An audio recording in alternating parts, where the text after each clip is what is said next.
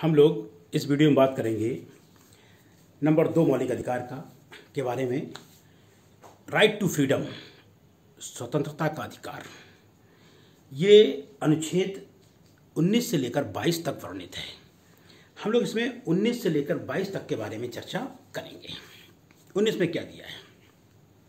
19(1) में ये दिया गया है स्वतंत्रता का अधिकार।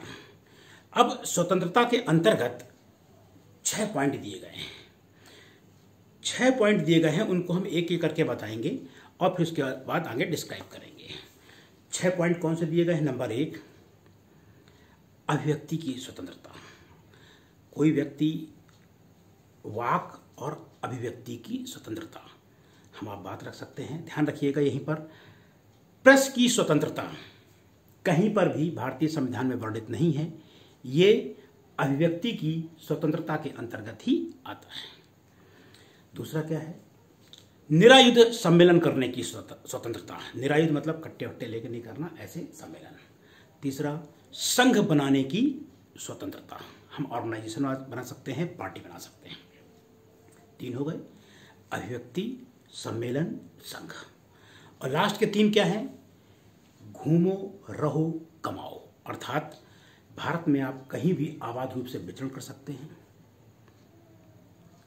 कहीं भी घूम सकते हैं, कहीं भी आप निवास बना सकते हैं। पहले जम्मू कश्मीर में नहीं बना सकते थे, लेकिन जब से 370 धारा हट गई है वहाँ भी बना सकते हैं। और कहीं भी जीविका, आजीविका, उपजीविका, व्यापार, वृत्ति का आप करें। तो 6 पॉइंट कौन से याद करने हैं? आपको याद करने का तरीका है 3-3 कर लीजिएगा। ध्यान कर लीजिए, चा वाला पॉइंट जो क्या था कि संपत्ति का अधिकार। ध्यान रखिएगा, पिछले वीडियो में शायद मैं भूल भी गया था। संपत्ति का अधिकार अब मौलिक अधिकार नहीं रहा, अभी विधिक अधिकार हो गया है। तो 6 पॉइंट कौन से बचे आपके पास? अभिव्यक्ति, सम्मेलन, संघ। 3 ही हो गए। 3 लास्ट के, घूमो, रहो, कमाओ, कहीं पर भी। लेकिन ये जो अधिकार हमें मिले हैं, स्वतंत्रता का अधिकार, ये आत्यांतिक नहीं है, एब्सोल्यूट नहीं है। इन पर रोक लगाई जा सकती है। इन पर रोक कितने आधारों पर लगाई जा सकती है? तो ध्यान रखिएगा, इन पर 8 आधारों पर रोक लगाई जा सकती है। 8 आधार कौन से हैं? जो 19(2) में वर्णित हैं। अब 8 आधारों को हम 4 के भागों में बांट लेंगे और पूरी बात आपको बताते हैं। 4 में क्या है? पहला क्या है? भारत की प्रभुता और अखंडता के बारे में कि संबंधित कोई चीजें रोक लगाई जा सकती है, नंबर 1 हो गया। दूसरा, राज्य की सुरक्षा की दृष्टि से। तीसरा, जो हमारे मैत्रीपूर्ण संबंध है विदेशी राज्य उनसे। और चौथा, लोक व्यवस्था। तो 4 कौन से हो गए? प्रभुता और अखंडता, राज्य की सुरक्षा, विदेशी राज्य और लोक व्यवस्था। 4 हो गए। अगले 4 कौन से हैं? सदाचार और शिष्टाचार के आधार पर रोक लगाई जा सकती है। न्यायालय की अवमानना, मानहानि और अपराध के उद्दीपन के संबंध में। इन 8 आधारों पर रोक लगाई जा सकती है। इन 8 आधारों को हम क्रमशः एक बार फिर से बोल दे रहे हैं। भारत की प्रभुता और अखंडता को लेकर रोक लगाई जा सकती है। राज्य की सुरक्षा की दृष्टि से लगाई जा सकती है। तीसरा, विदेशी राज्य से जो हमारे मैत्रीपूर्ण संबंध है उनको लेकर लगाई जा सकती है। लोक व्यवस्था को लेकर लगाई जा सकती है। सदाचार और शिष्टाचार, न्यायालय की अवमानना, मानहानि और अपराध के उद्दीपन के संबंध में। अब जो स्वतंत्रता का अधिकार है ना, उसमें क्या क्या आता है? कुछ जानने की स्वतंत्रता, प्रेस की स्वतंत्रता, विज्ञापन की स्वतंत्रता, ठीक। और पता लगा इसमें चुप रहने का भी अधिकार आता है। क्या चुप रहने का अधिकार है? पता लगा कि आदमी चुप भी रह सकता है और हड़ताल का अधिकार नहीं है। और लाइव टेलीकास्ट मैच देखने का अधिकार है हमें, और तिरंगा झंडा फहराने का अधिकार है। तो बहुत सारे अधिकार हैं। फिर केस लॉ हैं, उन पे फिर केस लॉ एक एक करके डिस्कस, वो बुक के माध्यम से ही हो सकते हैं, पढ़ के माध्यम से हो सकते हैं। 15-20 मिनट के लेक्चर में समाना मुश्किल होता है।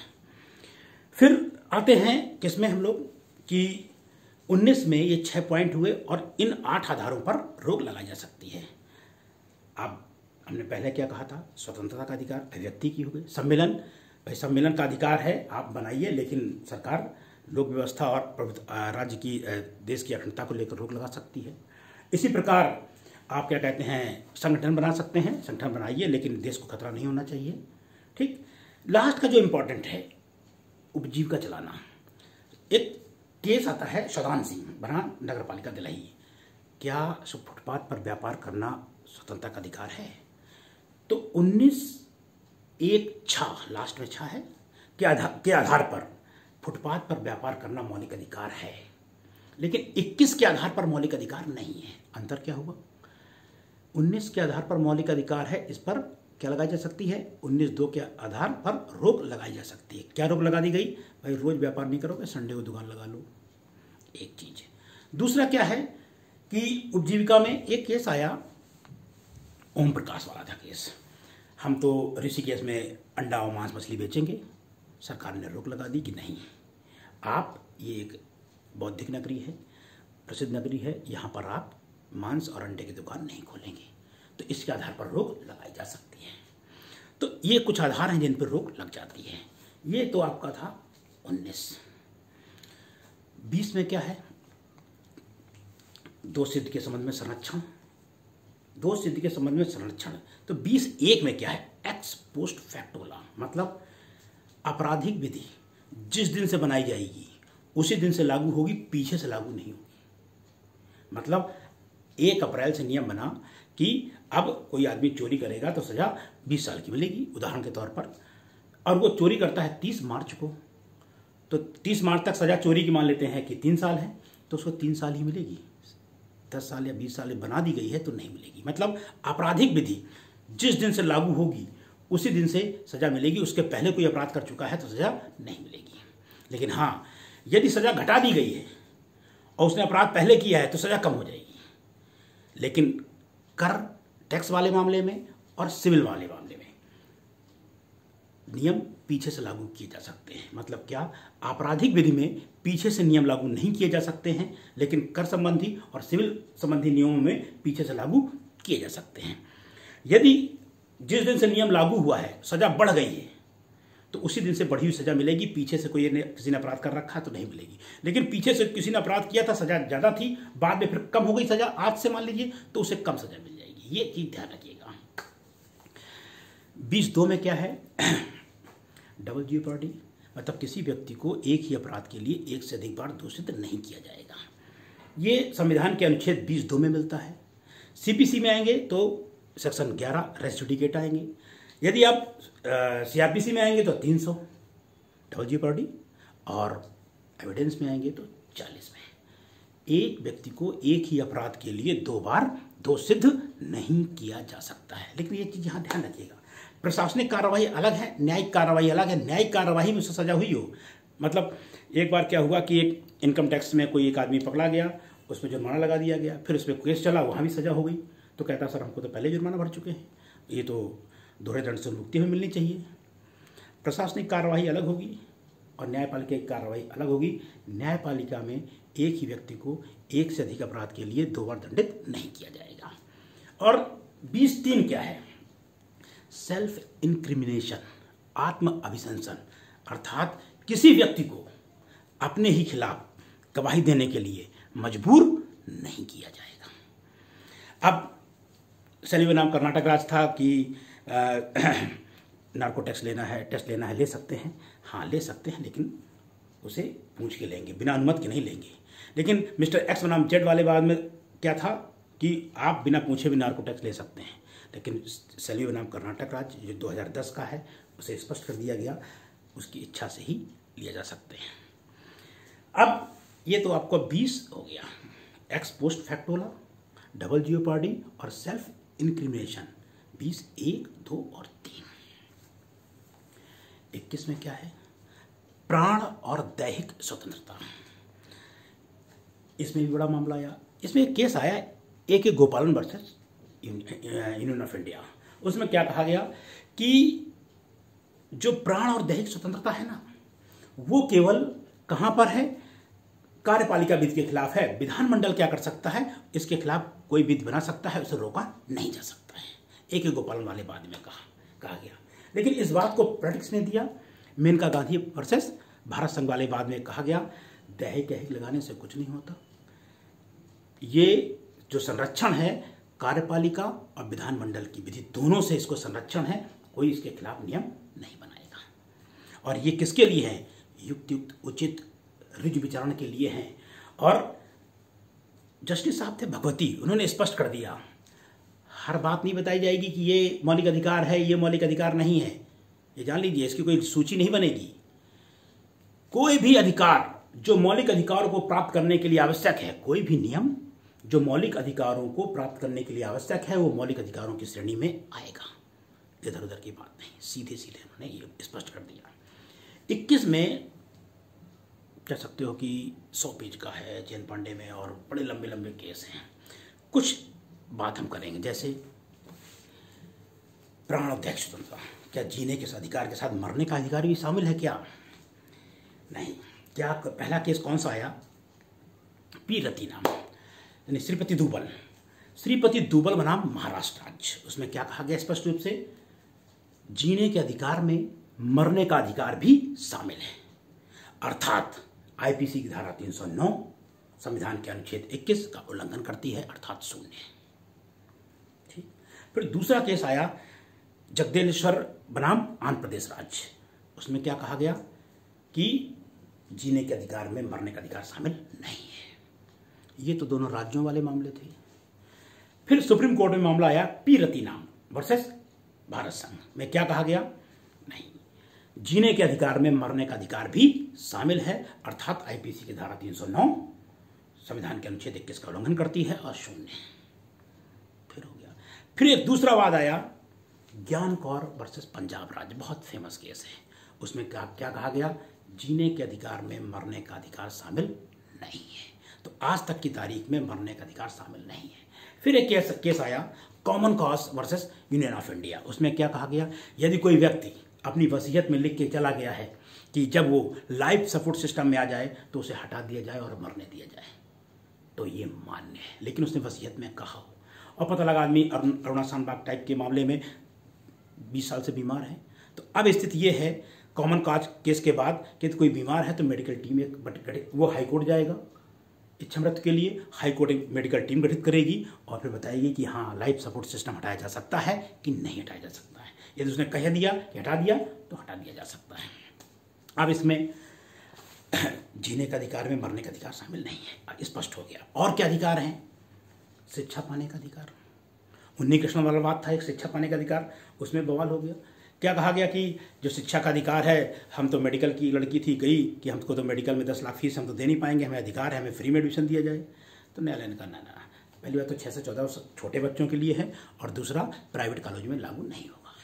फिर शीघ्र परीक्षण का अधिकार, निःशुल्क विधिक सहायता का अधिकार, ठीक है, लाइट बिजली पाने का अधिकार, ठीक है, एकांता का अधिकार, फिर लंबी सूची दी गई है। फिर इसमें एक और आया कि सुचिता श्रीवास्तव कहा बच्चे पैदा करें या ना करें, ये स्त्री की मर्जी है, ये उसका अधिकार है।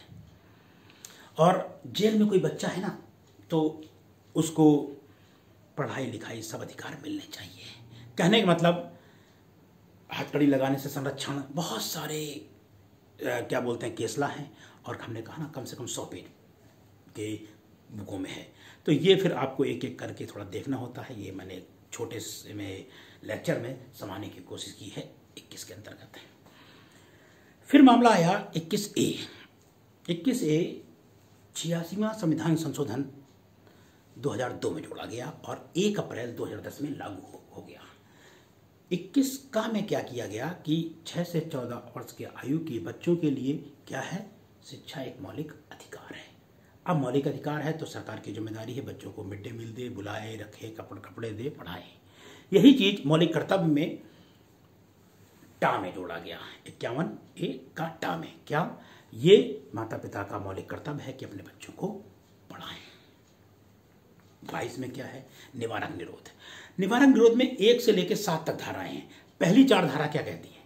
कोई व्यक्ति गिरफ्तार होता है तो उसके गिरफ्तारी का कारण बताओगे और क्या कहोगे कि भाई अपनी मेडिकल सुविधा अपने वकील को बुला के अपनी बात रखो। ठीक। 2 में क्या है? जो गिरफ्तार हुआ है तो 24 घंटे के अंदर कहां पेश किया जाएगा? 24 घंटे के अंदर वो निकट के मजिस्ट्रेट के सामने पेश किया जाएगा और इसमें आने जाने का समय शामिल नहीं है। 22(3) में क्या कहा गया कि 1 और 2 वाले क्लास विदेशी आदमी कोई पकड़ा जाता है उसके लिए नहीं है। और 4, जो कोई निवारक के अधीन पकड़ा जाएगा तो अवधि कितनी होगी? निवारक निरोध के अंतर्गत तो 3 माह की अवधि होगी। अब निवारक निरोध क्या है? किसी व्यक्ति को अपराध करने से पहले रोक लेना। कोई अपराध कर चुका है तो बात अलग है। अब मान लीजिए किसी ने कहा कि अब हम आंदोलन करने जाएंगे, पूरा दिल्ली घेर लेंगे, तो सरकार को लगता है कि इसके वहाँ जाने से अव्यवस्था फैल सकती है, तो दिल्ली जाने से पहले ही रोक लिया जाएगा, अस्थायी जेल में रख दिया जाएगा, 2 दिन के लिए रोक दिया जाएगा। मतलब अपराध करने से पहले ही उसे रोक देना, निवारक। उदाहरण के तौर पे जब अपने यहाँ चुनाव होते हैं तो जितने हिस्ट्री सीटर होते हैं उनको कहाँ कर दिया जाता है? जेल के अंदर पैक कर दिया जाता है, ये अपराध करने से पहले। इसमें यदि निवारक निरोध के अंतर्गत गिरफ्तार कोई किया गया है तो ये नहीं कहेगा मुझे 24 घंटे के अंदर कहाँ पेश करो? निकट के मजिस्ट्रेट के सामने पेश करो। निवारक निरोध के अंतर्गत ये सुविधा नहीं मिलेगी आपको। ये था आपका 19 से 22 तक। इसके आगे क्या है? शोषण के विरुद्ध अधिकार, राइट अगेंस्ट टू एक्सप्लॉयटेशन। इसमें 23 में क्या है? बलात् श्रम निषेध। बलात् मतलब जबरदस्ती, किसी व्यक्ति से जबरदस्ती काम नहीं कराया जा सकता। यदि कराता है तो अपराध की श्रेणी में आएगा। बलात् श्रम निषेध। इसमें 3 अच्छे हैं। दीना बनाम इंडियन यूनियन क्या था? यदि कोई आदमी जेल के अंदर है ना और मजदूरी कर रहा है तो उसे पैसे पाने का अधिकार है, मजदूरी पाने का अधिकार है। दीना बनाम भारत संघ। एक था मुक्ति मोर्चा बनाम भारत संघ। मुक्ति मोर्चा में ये कहा गया कि यदि कोई आदमी क्या है मजदूरी कर रहा है तो उसके लिए नियम बनाए जाने चाहिए, सरकार को सुविधा दे कि क्या करें कि उनके लिए उनको सुविधाएं प्रदान की जाएं।